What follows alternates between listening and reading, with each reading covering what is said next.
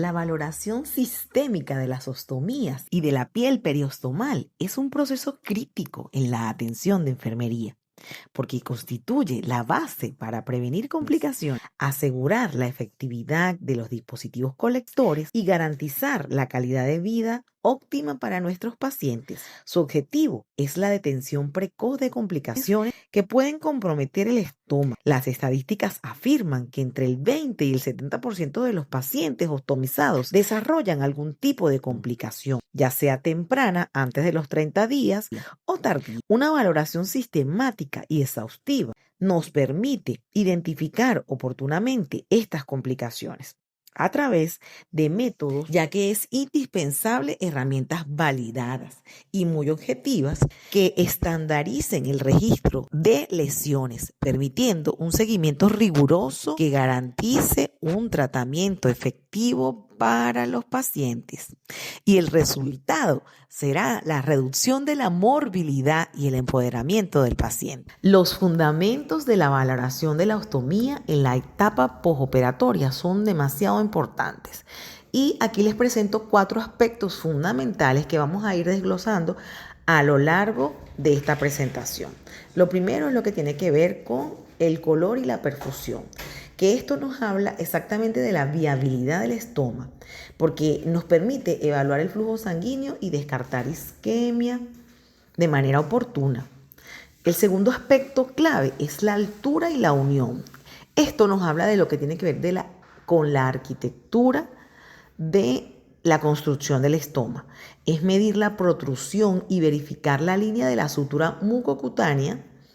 El tercer aspecto está relacionado con el control del efluente, que no es más que monitorizar la función del estoma. Nos ayuda a cuantificar ese volumen y la consistencia para verificar y para evitar las deshidrataciones de manera oportuna, ya que pueden ser complicaciones pero muy graves. Y el cuarto aspecto, pero no menos importante, tiene que ver con la piel periostomal, es decir, ese entorno. ¿Para qué? Para detectar daños asociados a la humedad y al adhesivo de manera oportuna y así evitar de una manera temprana cualquier complicación que puede llevar a consecuencias importantísimas que van en detrimento de la calidad de vida de nuestro paciente. Ok, vamos a ir profundizando en este primer pilar, que es el color y la perfusión de la ostomía. Lo ideal es que podamos llevar de manera oportuna este colorímetro, que sea como un semáforo que nos indica complicaciones. El color del estoma es un indicador visual directo de su viabilidad y de la salud vascular. En la valoración de enfermería, monitorizar la coloración permite detectar precozmente fallos en el riego sanguíneo que podrían comprometer el éxito de la cirugía. Un estoma sano debe presentar una apariencia similar a la de la mucosa de la boca. Debe ser rosado o rojo brillante. Es un color ideal que indica que el tejido tiene un buen riego sanguíneo y que es normal y es adecuado. También puede ser un poco más rosa, más oscuro, pero además del color hay que considerar que el tejido siempre debe estar húmedo y que debe mostrar elasticidad similar a la de los labios. Cualquier desviación del color es un signo de alerta que requiere una evaluación inmediata, especialmente durante los primeros 30 días tras la cirugía. Los signos más alarmantes son, el color pálido, ya que es un color apagado que puede indicar una anemia del paciente. Y nos alarmamos aún más cuando ese color es rojo oscuro o violáceo, que indica una alteración en el flujo sanguíneo. Y entre más azul sea, es un signo de isquemia, es decir, de riego insuficiente hacia el estómago. Y el color negro, marrón o gris es un signo muy crítico y nos indica que hay tejido necrótico. Cuando se detectan cambios en el color hacia tonos oscuros o negros, el personal de enfermería debe actuar sistemáticamente a través de la vigilancia permanente con inspección visual. Para ello, debe utilizar dispositivos transparentes para no perder de vista la mucosa y se recomienda la técnica de transiluminación.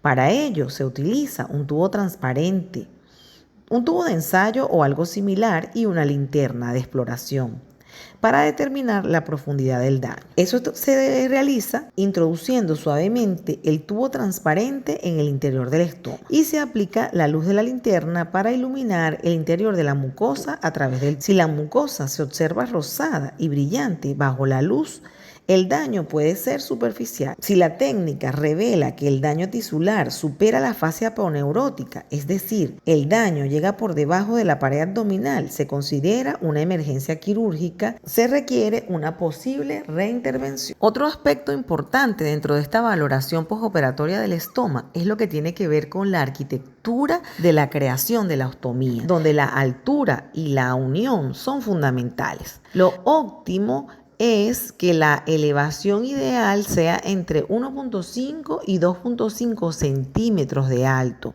¿Por qué? Porque esto facilita el ajuste del dispositivo. Es importante tomar en consideración que puede existir una retracción y esto constituye una alerta, ya que esta retracción va a constituir una separación y un aumento de tensión y representa un alto riesgo de fugas que va a representar después dermatitis para los pacientes y va a afectar su calidad de vida porque se afecta todo lo que tiene que ver con la piel periostomal. La otra complicación puede ser el prolapso, que también es una alarma y que debemos estar pendientes, ya que es la expulsión de una porción intestinal mayor de 5 centímetros y que puede aumentar el riesgo de un trauma mecánico. La valoración de la línea de sutura, técnicamente denominada unión o margen mucocutáneo, consiste en examinar el punto exacto donde se funden la epidermis y el abdomen y la mucosa del intestino para asegurar su integridad.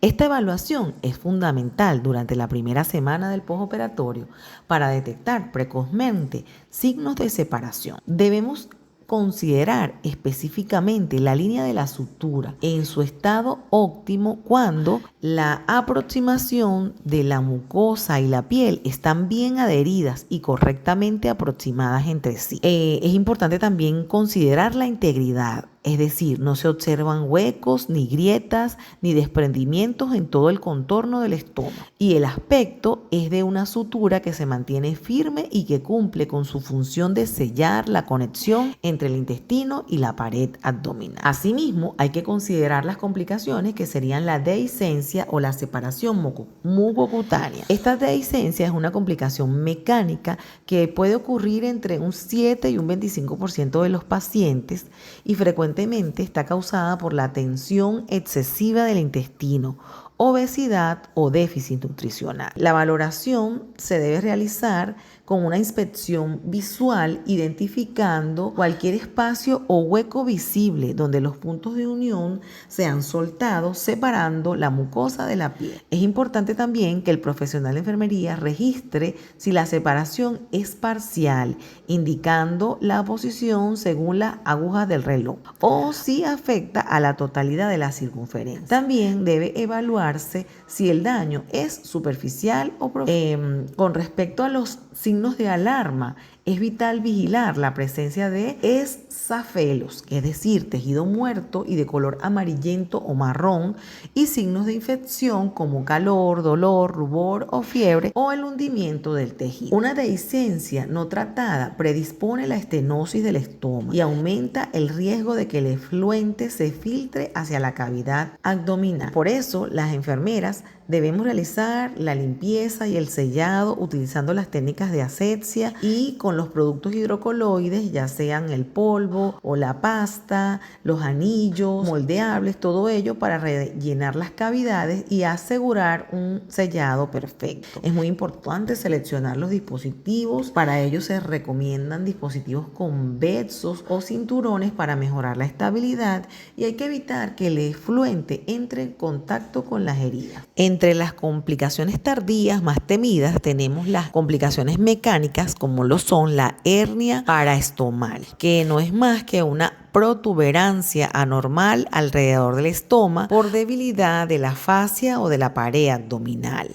Por supuesto, hay factores de riesgo propios del paciente como la obesidad y la edad avanzada, pero también hay riesgos que tienen que ver con nuestro trabajo como equipo multidisciplinario de salud y que están relacionados a las cirugías de urgencia que muchas veces llevan a una falta de marcaje preoperatorio, el cual es básico y fundamental para poder evitar esta complicación tan temida y molesta que merma la calidad de vida de los pacientes a largo plazo. Llevar un registro preciso de los ingresos y las eliminaciones es vital, especialmente en el postoperatorio inmediato y en los primeros 10 días. Es el periodo en que el intestino aún está en fase de adaptación. La producción normal en una ileostomía suele oscilar entre 500 y 1000 cc al día. En las colostomías el promedio puede ser entre 200 y 700 mililitros.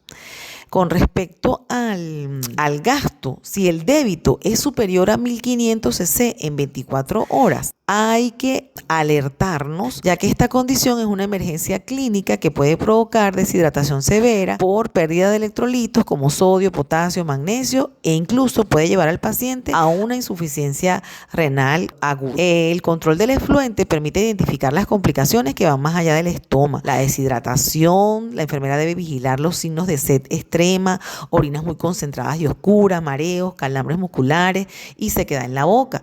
Asimismo, también podemos detectar situaciones de obstrucción intestinal si se sospecha que hay una presencia de dolor abdominal tipo cólico acompañado de un efluente acuoso y abundante, o por el contrario la ausencia total de la expulsión de heces y de gas. Podemos estar en presencia de una obstrucción intestinal. Además, las heces muy alcalinas o muy ácidas en pacientes oncológicos, este efluente puede volverse más corrosivo debido a los restos de tratamientos como quimioterapia que pueden acelerar lo que tiene que ver con la dermatitis. La piel periostomal se define como el área de aproximadamente 10 por 10 de superficie cutánea que rodea el estómago abdominal. Su valoración sistemática es una competencia esencial de la enfermera especializada para garantizar la integridad tisular y el éxito del sellado del dispositivo colector. La escala de que significa descoloración, erosión y tejido de granulación, es una herramienta validada y fundamental para estandarizar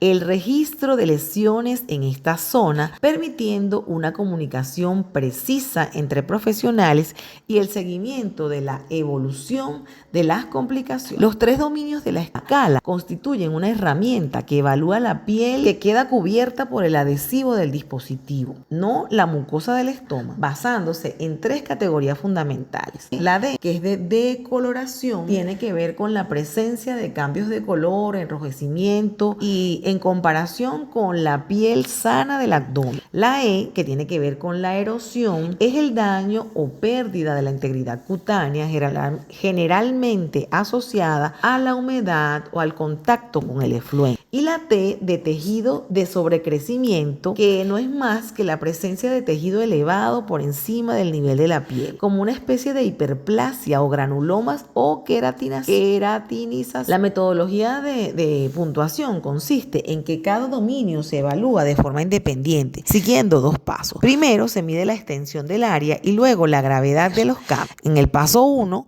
vamos a puntuar las áreas del 0 a 3 puntos. Se asigna según el porcentaje de piel de adhesivo que presentan alteraciones en ese dominio específico. Entonces, el 0 es área no afectada, es decir, piel sana. El 1 representa que menos del 25% del área está afectada. El 2 demuestra que entre el 25 y el 50% del área están afectadas.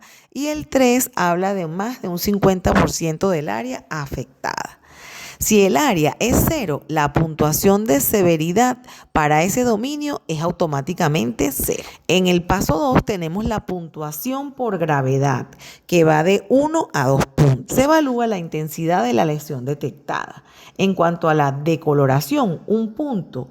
Si es un cambio de color leve, 2 puntos si hay complicaciones añadidas como dolor, prurito, calor, induración o ardor. En el aspecto de la erosión, 1 punto si el daño es solo de la capa superior, es decir, de la epidermis, y 2 puntos si alcanza capas más profundas con sangrado, humedad excesiva o úlceras. Y con respecto al tejido de sobrecrecimiento, se coloca 1 punto si el tejido está elevado y 2 puntos si además presenta dolor, sangrado o humedad. El cálculo y la documentación se obtiene sumando las subpuntuaciones, es decir, el área más la gravedad de los 3 dominios. El rango va desde 0, que es una piel sana, hasta un máximo de 15 puntos. El registro clínico se recomienda documentar siempre en cada cambio de dispositivo, inmediatamente completada la evidencia fotográfica, bajo el consentimiento para monitorear la curación.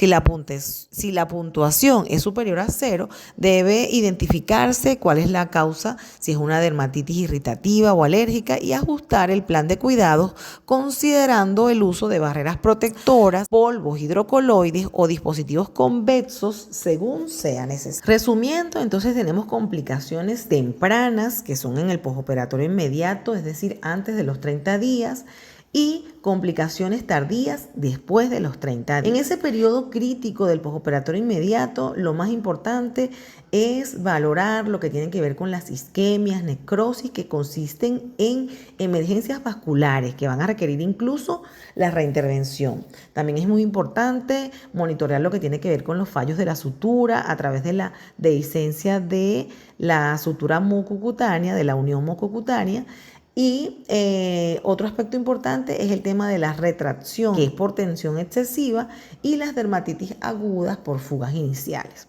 Después de los 30 días, digamos que las complicaciones más importantes que debemos monitorear están relacionadas con hernia parestomal, que tienen que ver con una falla estructural de la pared abdominal, el prolapso, que sería la expulsión de una porción del intestino mayor a 5 centímetros, los granulomas, que son lesiones hiperqueratóxicas, y las estenosis, que tienen que ver con el cierre del orificio por una mala cicatrización. Entonces, las intervenciones de enfermería están basadas básicamente en lo que tiene que ver con la observación y el registro, el uso de las herramientas validadas como la escala DET, que ya la conversamos, la medición exacta de los parámetros de color, altura en centímetros y el volumen del efluente. Esos son aspectos importantes que tienen que ver con observación y registro.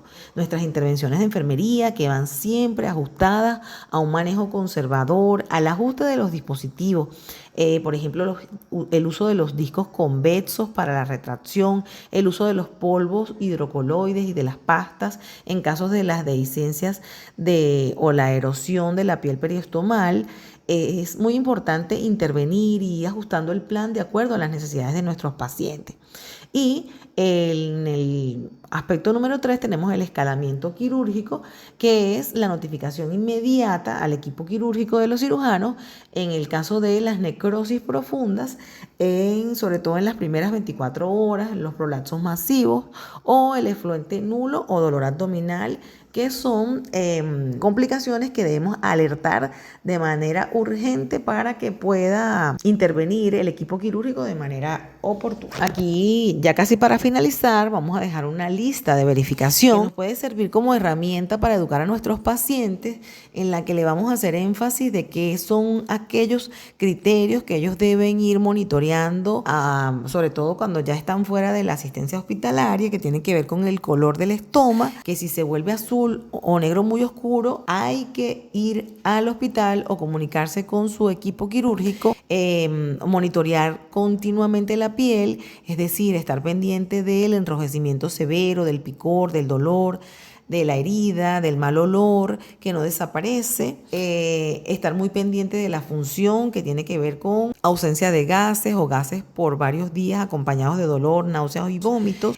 Otro aspecto importantísimo que el paciente debe estar evaluando continuamente es la diarrea con signos de sed intensa, debilidad y mareos, y lo que tiene que ver con la estructura del estómago, que es que enseñar al paciente que si se hunde o sobresale excesivamente es un signo de alarma que él debe. Aquí les voy a dejar cuáles son los principales referentes, sobre todo desde el punto de vista internacional, de donde obtuvimos toda esta información, y que todos estos son los que contienen las guías, las referencias, los consensos internacionales más actualizados para lo que tiene que ver con la terapia enterostomal.